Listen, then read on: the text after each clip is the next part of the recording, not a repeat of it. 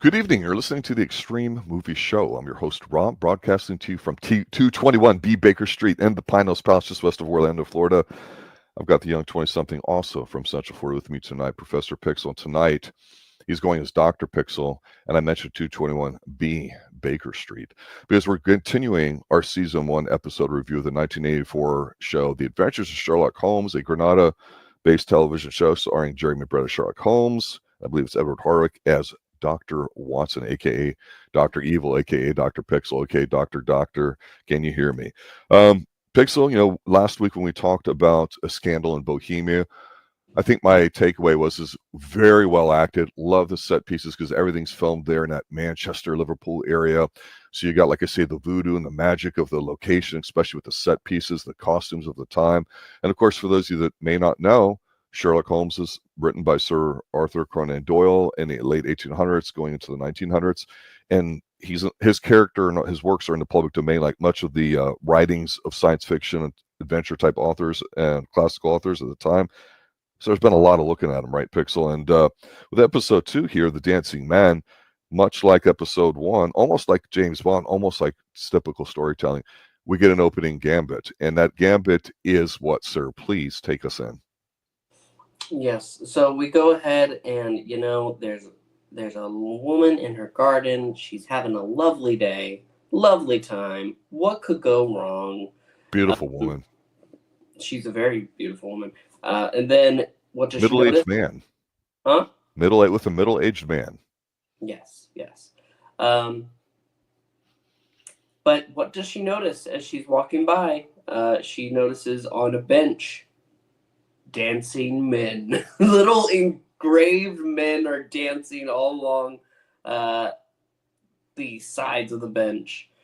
And this sends the woman into hysterics. She, no, runs inside, closes the curtains, and hides away in the darkness. No, please.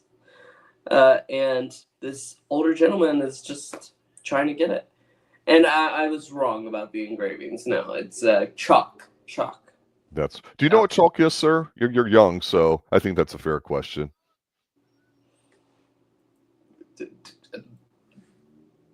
Hello? What chalk is? Yes. I've used chalk before. Yeah. Okay, well, we're getting away from it.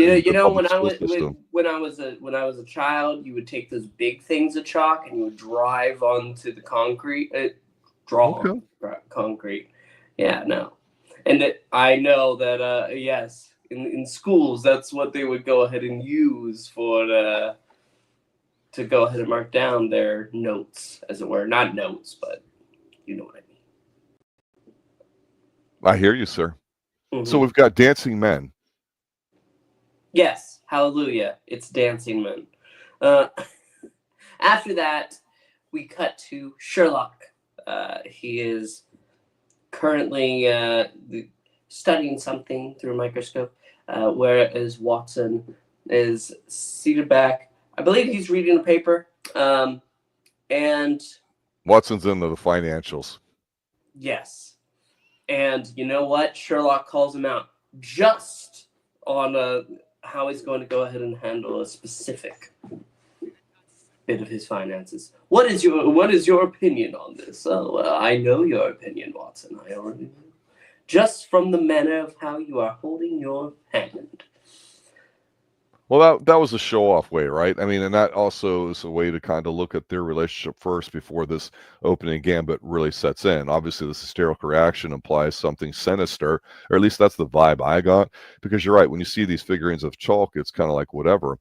What happens is this dude comes in who's basically say, "Hey, my chick's kind of hot, but she when we got together, she basically said, hey, never asked me about anything about my past. I love you, blah blah blah. Everything's cool. Just it's a life I don't really want to discuss." Or of course, that makes you think she had an OnlyFans page or something like that, right? But back then, social media was a lot harder to kind of dig up. However, I'm half joking when I say that's actually pertinent to the story, but we'll see that as we continue with the episode.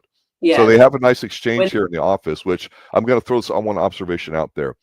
It's been a long time since I've read all the books. I know you said you've really not read any of them. That's fine. If this TV show version is supposed to be very faithful to books as much as any that's out there, right? Yes. I'm wondering about a lot of the photos I see in here, because while people are talking, I'm looking at all these beautiful things and clocks and pictures and candles, and his looks like a chemistry alchemy type set on the desk that he's got with the magnifying glass, all analog, of course. It's just tremendous. The gas, oil lamps. I'm going, I wonder if each one of these pictures is like a picture from one of the stories he's going to be involved in. I don't know, but that's just my mind being highly overactive. But speaking of overactive minds, we get a nice little kind of exchange here with this dude talking about his chick. And again, I've said this last episode, and I think it continues here. And I'd like you to continue kind of expounding on this. The way Jeremy Brett portraying Sherlock Holmes, the way his mannerisms are, and the way he reacts facially and everything while people are talking is just phenomenal. Yes. Yes. But as the story is unfolding, he goes ahead. He keeps himself reserved. When something goes ahead and piques his interest, you can tell right away. And it's almost subtle, but not too subtle. You have the gentleman, the older gentleman, Hilton Cubert. That he has married this young woman. She's lovely. As you said, don't ask about the past. I do like the exchange when he's already announced that he's coming. Sherlock tells Watson, and Watson goes ahead and he's looking out the window. Well, I can tell you that this gentleman is wearing right down to the details of the buttons on his outfit. And Sherlock can say, you can't possibly know that. Yes, I can. He's just outside. That's what I mean about them being equals, right? Too, I mean, but in their own way. They're each a master in their own domain. So they have this kind of not respect for each other, because it's not like that right now, but you just feel like they're buddies professionally, but also personally, or like that. And that Sherlock already depends on Watson, and Watson doesn't seem to be too overbearing about it. He's like, yeah, I get it. He was not happy with Sherlock last episode, right, about his perceived drug use. They really implied that here. And in this particular, at least early on, Sherlock's a lot more animated. So with I really do appreciate that pretty much the entirety of this first act is dedicated to telling the story, to going ahead and giving us the setup, because it's something that they could try to rush through, but no, Hilton wants to tell everything about this woman. He loves her, absolutely, and it seems like she loves him, but there's some dark cloud in the past. Yep. And after that, Sherlock begins to get to work, looking at the strange figures and trying to figure out what they could mean. Yeah, I was going to ask you about the figurines, because people don't really draw or art. A lot of things are digital today, and I know I was joking with you about chalk and all that too, but when I saw them, I didn't remember off the top of my head what it meant or anything like that. Of course, you think it means something, so meaning means like a code or whatever, and that was primetime stuff back in the day. Still kind of is in its own way when you hear about encryption and blockchain and the modern digital versions of those types of things. Here, I thought it was kind of interesting, but honestly, because it seems so childlike in a way, after they go to leave, after the exchange here in the opening gambit, you see like a kid kind of drawing on the very busy streets of London.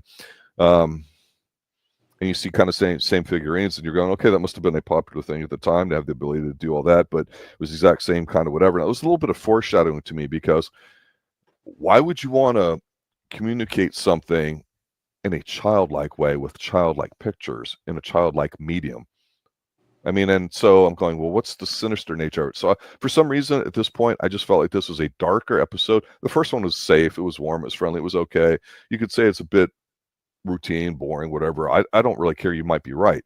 But for here, I just felt when they would get ready to go leave that just something bad was going to happen. Yeah.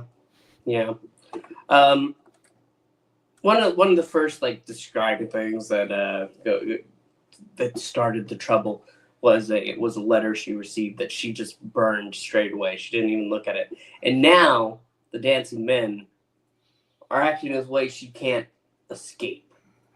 We go ahead and get a scene at night where Hilton's trying to talk to her, and she notices something in the window, and she reacts, And he turns, "What is that?" "No, stay here."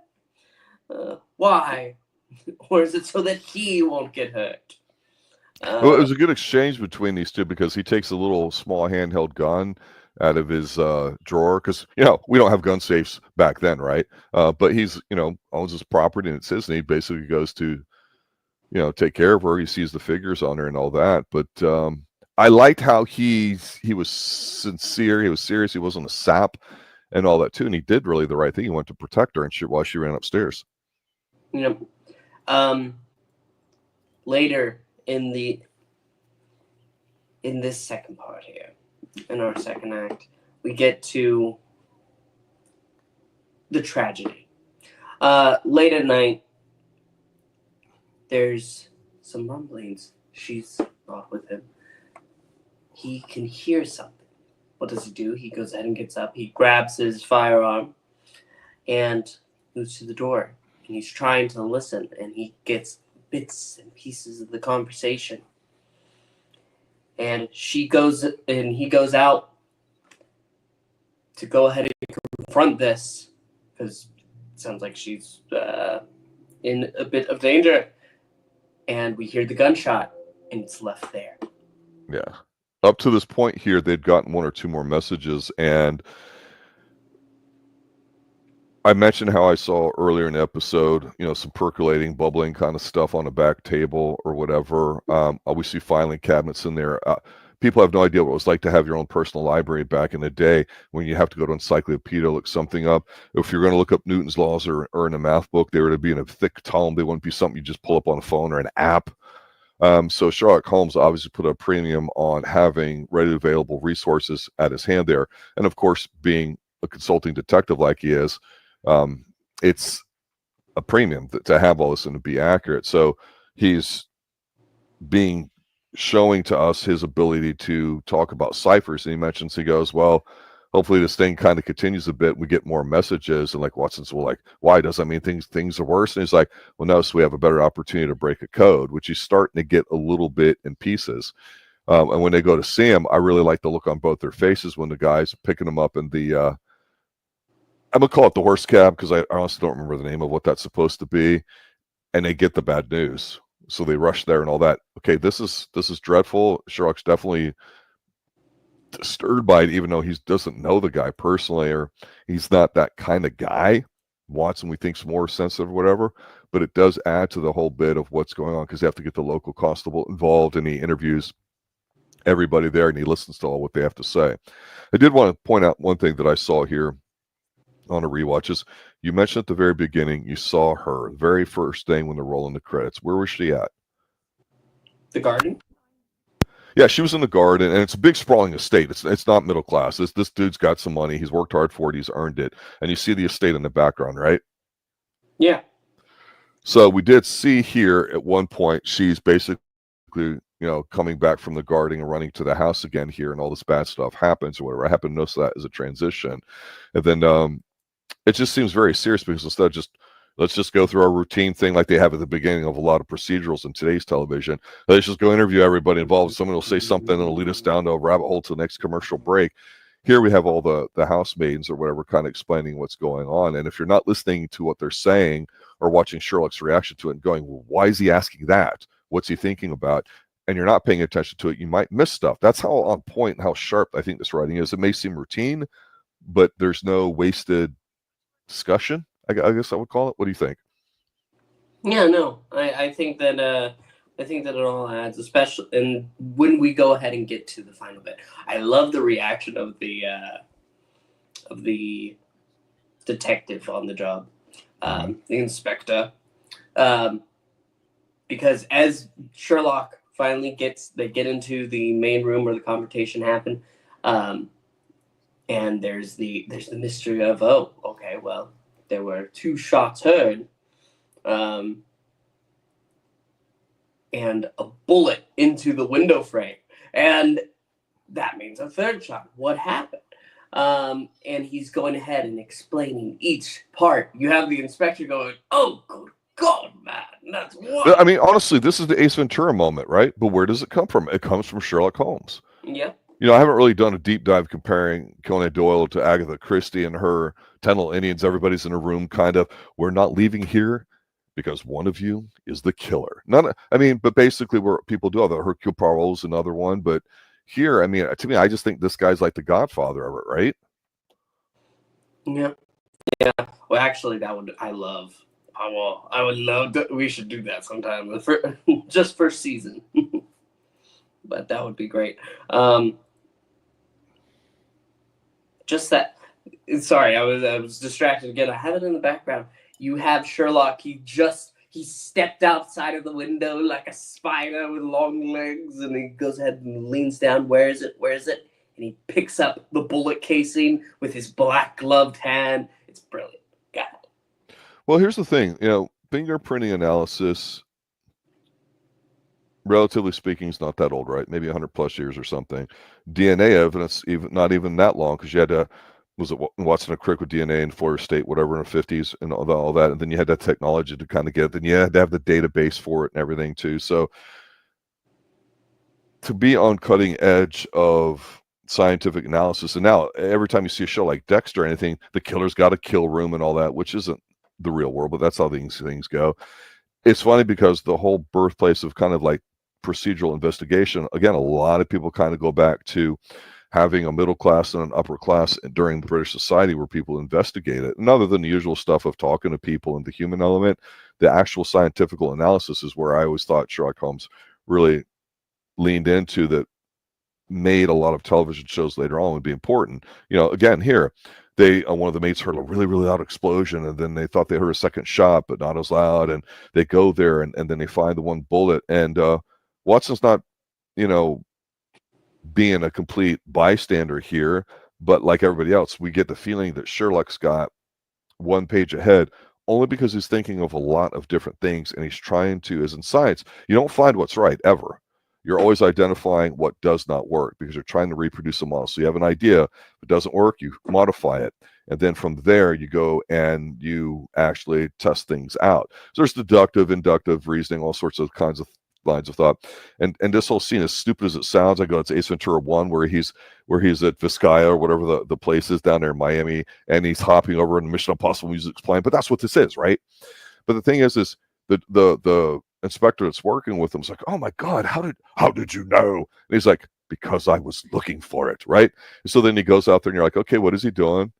But he's not doing it to be like, fuck you, I'm the man, you suck. He's doing it because he's going, man, I am right. I put a lot of time and effort and energy into this. Fuck, I hope it's here. And he moves around kind of artly, very stagey in a way, like the way he talks, but he finds it. So now we've got a place that doesn't have a break-in. How is that possible? Well, that can only be possible if 3 people were there. And so again, we're pretty much towards the end of the episode, and it's like just the build up to get to this point is pretty spot on, right? Yep. And so what Sherlock does is he goes ahead and he devises a trap. What is that trap, sir? He leaves a message in that same writing, the dancing men, and I wish I could remember the guy's name. I think it's like Jed or something. Yeah, because they had talked to Chicago in particular about something in this episode. It's mentioned, and it seems relevant. Like they're basically trying to check her out to see if she's on up and up, right? Does she have like a arrest record? Does she have anything? So they're trying to figure her out, right? Yep. This brings the gentleman goes ahead. He shows up, and who's waiting? Sherlock and Scotland Yard. They go. Sherlock holds the gun directly to his forehead, or not his forehead, his temple, and he's like, "Not one more move." He knows that he's beat. They take his weapon, and they sit him down. And he said that he was invited. I'm supposed to be meeting her here. No, it was actually me all along. Because she's currently in a coma. Yeah, they thought it was a murder-suicide, that she killed her hubby, and and then she whacked herself. That's what the inspectors. That's what they said. But Sherlock reveals that is not the case.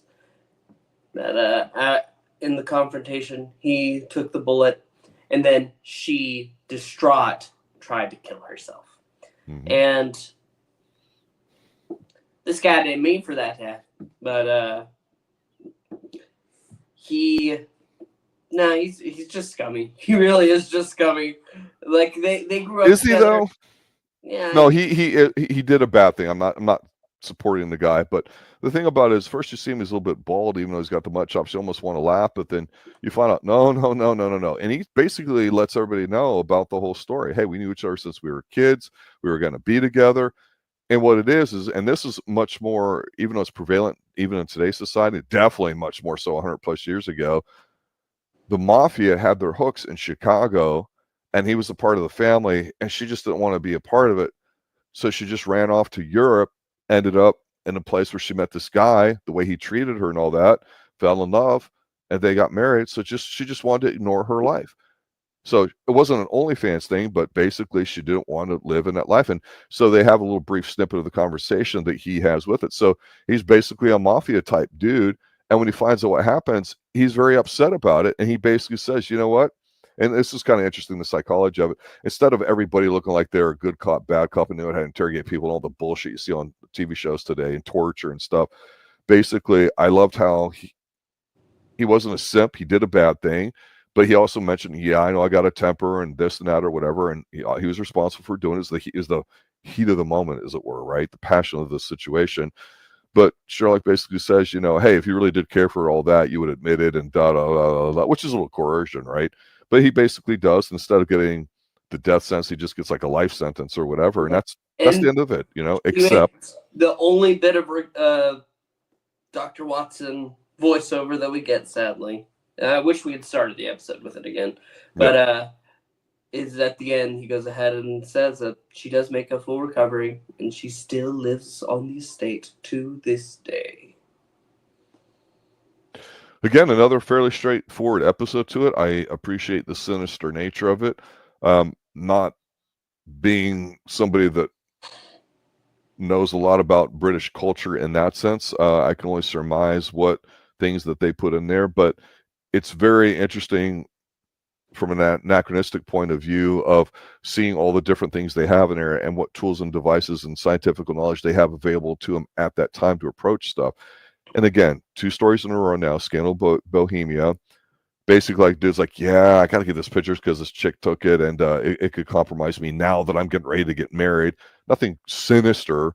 Here, there was a death, but the unknown of the dancing men, which seemed juvenile, and then somebody getting shot, both of them very early on, led to like a whole shit moment. Now they amped it up, right? So it was kind of nice to see all that. And we saw a little bit more of Holmes and Watson's relationship and all that too. And so right now we can definitely tell that these guys are great actors, but pretty much the same setup for story-wise and all that too. Having to deal with a king in the first one here and a well-to-do off man here. So as a private consulting detective, we'll see how this goes when we go to episode 3 next week. Final thoughts? Final thoughts. Yeah, no, this was definitely an interesting case. Very entertaining. I just feel like I do wish we really started with that, like we started with the first episode, that monologue from Watson. It helps draw you in, I really feel. And the adventure did a good job on its own, but I feel like it could have helped. I like this episode better than the first one. Yeah, that's fair. That's fair. The case is more interesting with this one. There's actually a case here. The last one was go ahead and get the get this photo. Yeah, I will say this. Whatever the case is and how cool it might be or interesting or dumb or boring or who gives a shit, it's really the red herring. Not the red herring, it's the MacGuffin, as people like to say. It's the thing that moves it along. Yes. It's not as important as the dynamic they have, and so I'm appreciating that balance of going back and forth. And so we'll see what happens in episode 3, season 1, Adventures of Sherlock Holmes, 1984, playing on Tubi TV as of this viewing. I think also free on the Internet Archive. Check it out, Jeremy Brett. You will not be disappointed. Until then, good night now. This was a Sir Arthur Conan Doyle production.